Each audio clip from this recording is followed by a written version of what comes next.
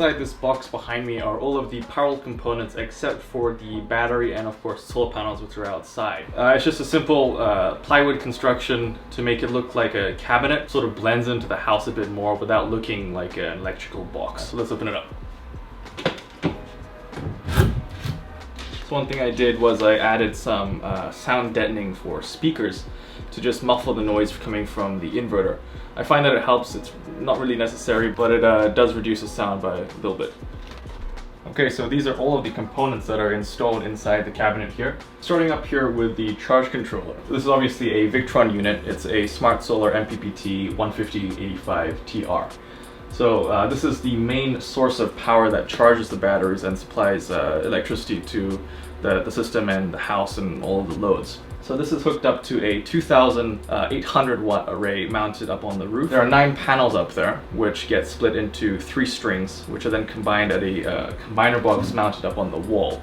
So there are actually only 2 wires that come into the system. They come out of the wall here and then go through a 40 amp circuit breaker and then feeds into the charge controller. So the charge output comes out from the charge controller through a 80 amp circuit breaker and then into the main load distribution center, which are 2 Blue Sea Systems 250 amp bus bars. So these bus bars split the battery power from the Tesla batteries, which are mounted underneath this box and are fed with these 2-gauge flexible marine cables with a positive going through a Tesla, or should I say Gigavac contactor to shut down the power, which is controlled by the SimpBMS, which I'll get to in a minute. So that goes through a small bent piece of bus bar into the 250 amp main bus bar, which is the positive side. Now the negative side is the same thing going towards the circuit breakers, but instead of having a contactor, it has a shunt, which measures current for capacity and power measuring purposes for the BMV-712, which is a Victron battery monitor. So this is just a simple 500 amp shunt. It's just a standardized thing. And that gets also connected with a small strip of mini bus bar. So this section over here is the unregulated 24 volt DC side, which is protected by a 32 amp circuit breaker. And the unregulated 24 volt DC goes through these smaller mini 125 amp bus bars, also made by Blue Sea Systems, which split the load to the DC-DC, which converts it down to 12 volts to run the lighting and some fans in the house, and also power to the BMS and power to my room, which I use to charge smaller battery packs with my iCharger X6 or my iMax B6. So that just skips over the conversion from DC to AC to DC again if you use the inverter. So it's just a little bit more efficient that way. Now, all of these circuit breakers I got from eBay from a company called Thomson. It's a Chinese circuit breaker manufacturer. They're pretty good quality. They've worked in a few times with the previous inverter that I was using short-circuited internally, and the circuit breaker that I had protecting it tripped instantly, protecting the system. So I know they work. They might not be the highest quality in the world, but they do their job quite well. So all of these circuit breakers, including DC-DC, are mounted to standard 35mm DIN rails.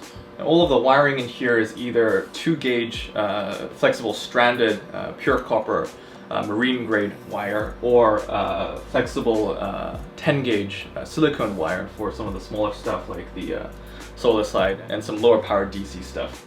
So now the Multiplus. This is another piece of Victron equipment which I use mainly as a inverter.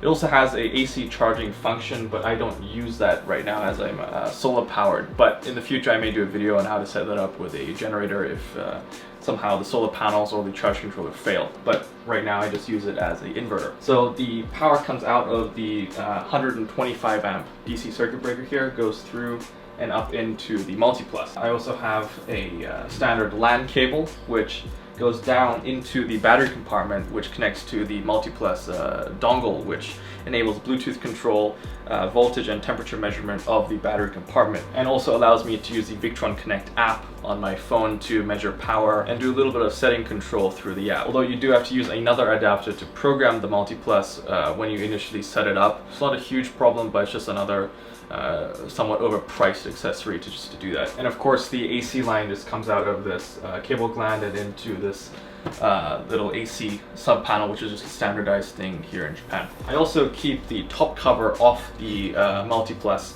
just to help with a bit of natural cooling, as this is just usually screwed into the top like that, just to prevent things from falling into the cooling vent at the top. But since it's in a cabinet like this with the top being filtered, nothing can really fall in there, and just having it off helps with the thermals a little bit.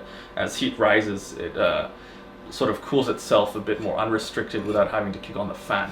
Now the Multiplus is excellent because it's high quality, it's Victron, but also has a pretty wide voltage range compared to some of the other inverters out there. So that makes it a really good fit to use with the Tesla batteries, which are 6S, with a relatively strange voltage range compared to some other batteries out there. So this handles it really well, and also has a ton of power. It's a 3000 VA unit, so it can really power multiple hydro appliances at the same time. I've powered a air compressor, a toaster oven, and some other components like battery chargers and my 3D printer at the same time, and it powered through it. So this is a really excellent piece of equipment. I highly recommend it to anyone who wants to use Tesla batteries the same way as I did. It just works really well. So this here is the SimpBMS, or it's a housing that I made. The SimpBMS is actually inside of this box, but this just lays everything out, so it's a bit easier and more protected than just having the bare board out there. So this is a optional display that you can use with the SimpBMS to display some of the useful information of your battery bank without having to break out the serial monitor with a computer. So it's actually a touchscreen. So you can see the capacity, which is actually not accurate because I don't have a current sensor to do SOC measurement. That's why I have the BMV-712 from a previous project that I just use for state of charge measurements. But SimpBMS also has that functionality. So in case anything goes wrong, the SimpBMS will trigger the shunt to cut off and protect the batteries or the other components in the system.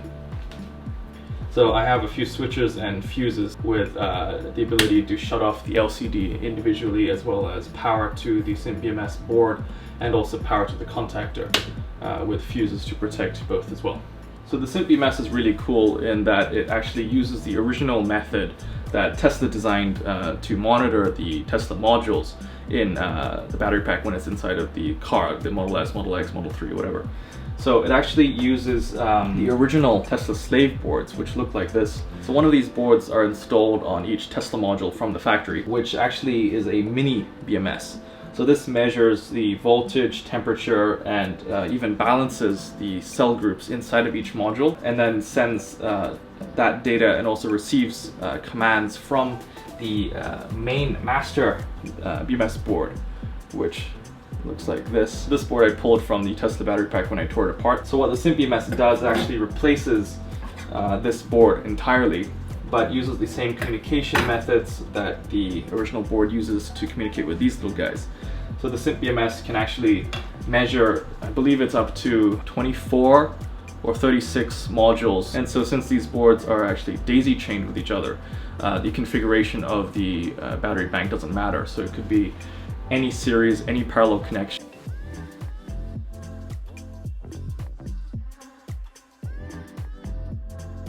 Now, I won't really go so in detail about the SimpBMS as it's kind of complicated.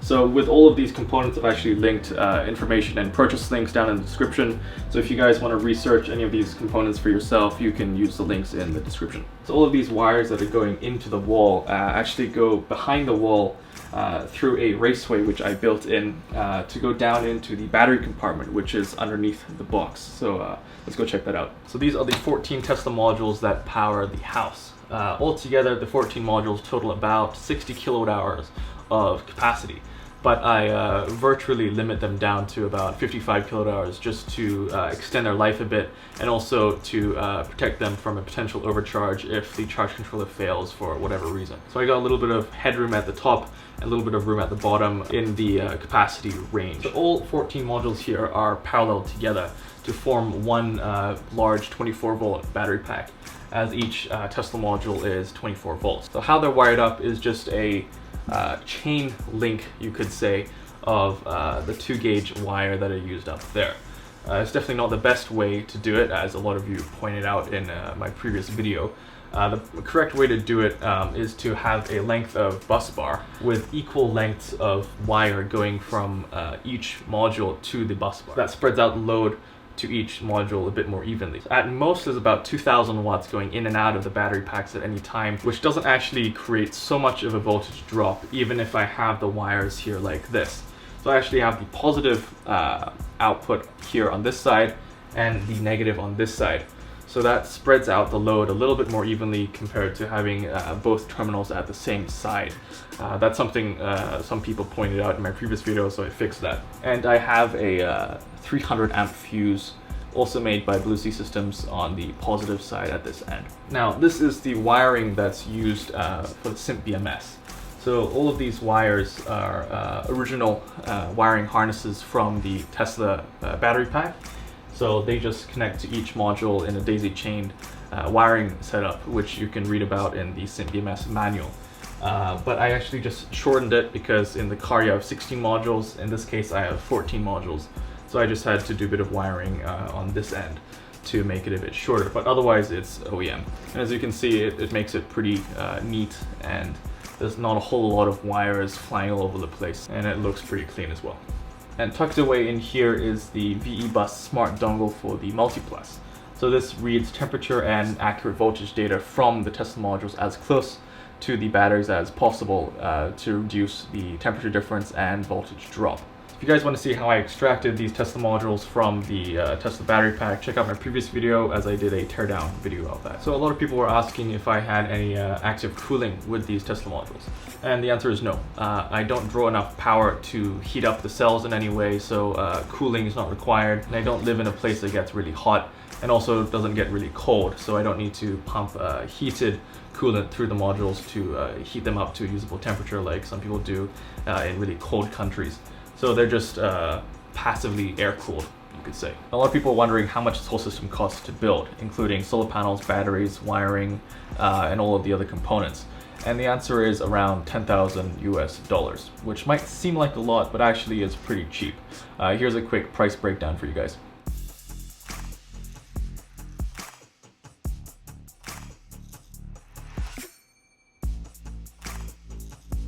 So another question people had was, why didn't you go with 48 volts over 24 volts, which is what I decided to go with.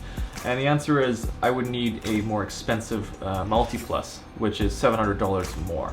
And I don't really get any benefits from going to a higher voltage other than, you know, slightly lower currents and smaller wire gauges. But I thought I'd keep that $700 that I would have spent on going 48 volts and put it into something like a hydro generator, which is a project I plan on doing in the future.